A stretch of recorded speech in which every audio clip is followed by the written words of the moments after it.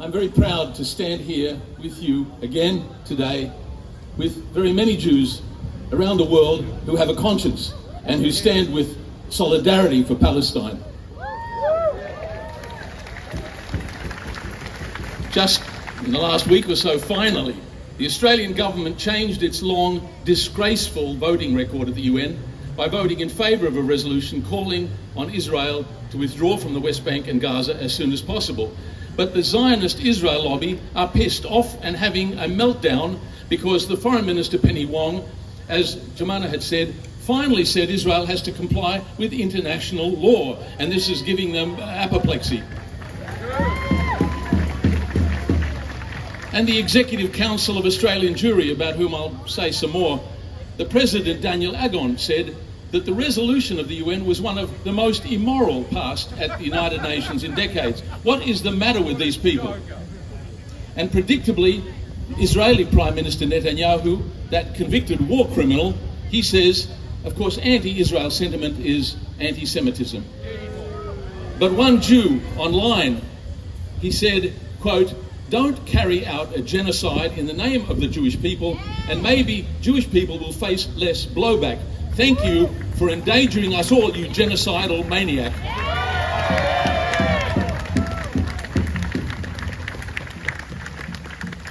Every day for over a year now, we see heartbreaking pictures from Gaza, live-streamed atrocities on our mobile phones.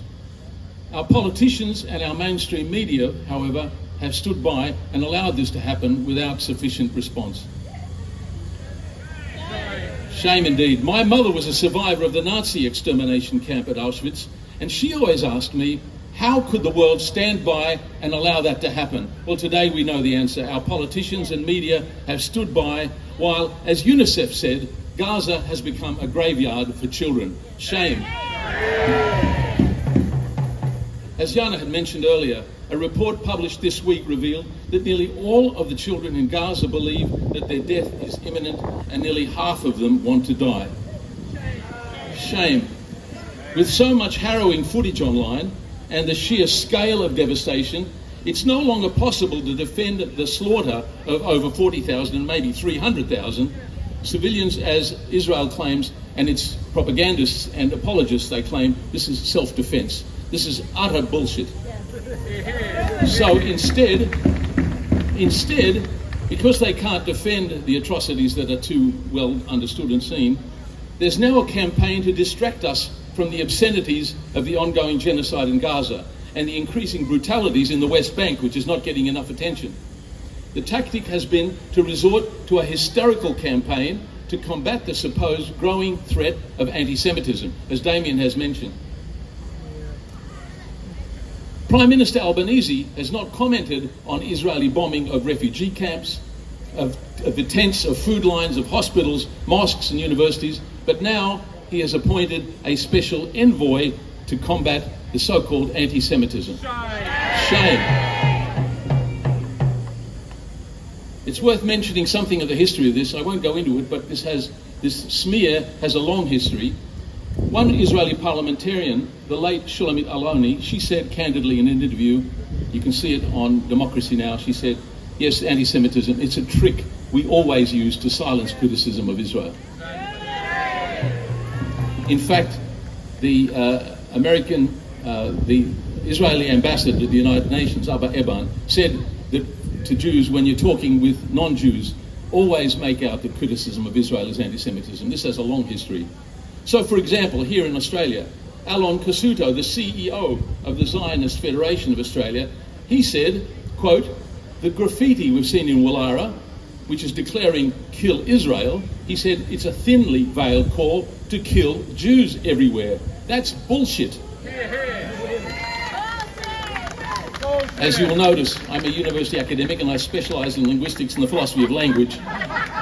And I care about the precise technical use of words. So I say, fuck Israel and fuck Zionism.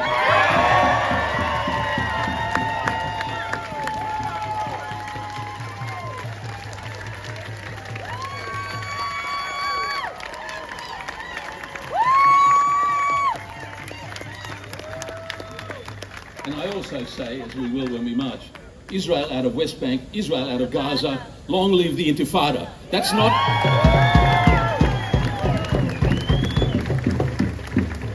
not anti-Semitism. Australia's special envoy, Jillian Segal, to combat anti-Semitism, she was asked to define anti-Semitism. This is very important because it's very widespread, the concern that is raised by her remarks. She said she uses the so-called IHRA working definition of anti-Semitism. This definition actually has become an international scandal, and it has been criticised and rejected by the world's foremost experts on anti-Semitism and the Holocaust, and even by its original author. The reason is that out of 11 examples of anti-Semitism, more than half of them are examples criticising Israel. So, for example, it's supposed to be anti-Semitic, according to this definition, to, quote, claim that the state of Israel is a racist endeavour. Well, Israel's own non-government organisation, Adallah, based in Haifa, lists 50 laws on the books in Israel that officially discriminate against Palestinians who are citizens of Israel. And on the 19th of July in 2018, Israel enacted the so-called Basic Nation-State Law, according to which, quote, the right to exercise national self-determination in the state of Israel is unique to the Jewish people. In other words, Israel is a racist endeavour.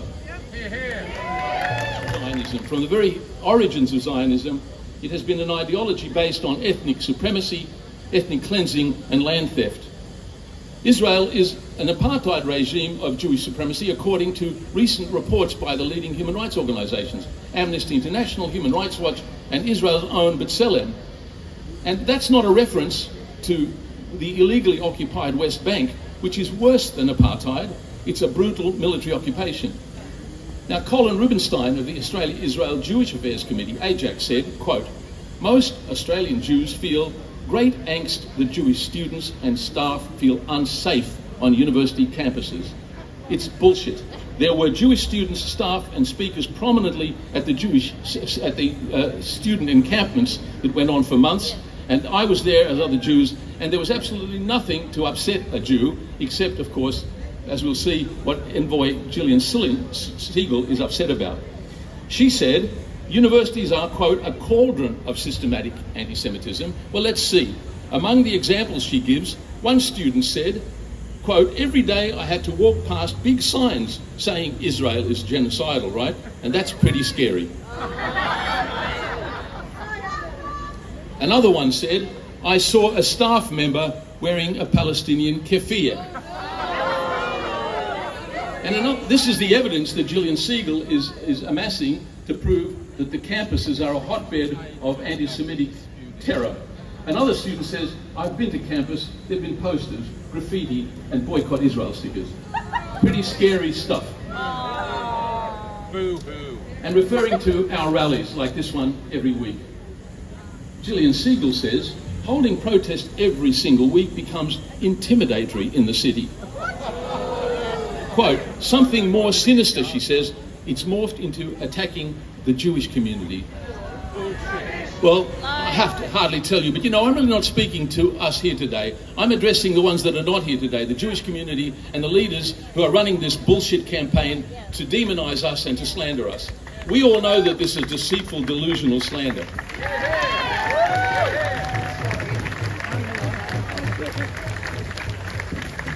And as I've mentioned, I know what anti-Semitism looks like, given what I've heard from my parents growing up.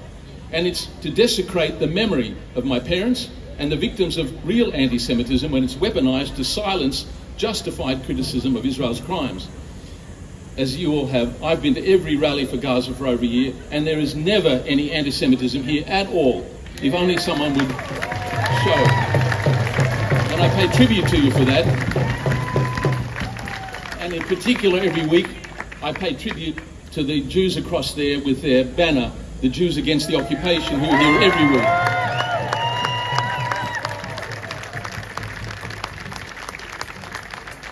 It's pretty obvious our presence here and our solidarity with Palestine refute the smear that these rallies are anti-Semitic Jew hate festivals. Palestinians, on the other hand, of course, are traumatised, as we've heard today and every other week and what we see online. They're grieving about the immense horrors committed against them, and they're expected to worry about the delicate feelings of the Jews who are upset by hearing a slogan or seeing a keffiyeh. When we see Palestinian parents in Gaza collect the remains of their children in plastic bags, the Zionists have the indecency to complain that Palestinian protests make them feel unsafe. Let me just wind up slowly by saying the brilliant Palestinian scholar at Macquarie University, Dr. Randa Abdel Fattah, said it eloquently. She says, "The feelings and fragility of Zionists are used as a rhetorical shield to deflect from engaging with the serious moral and material reality of a genocide."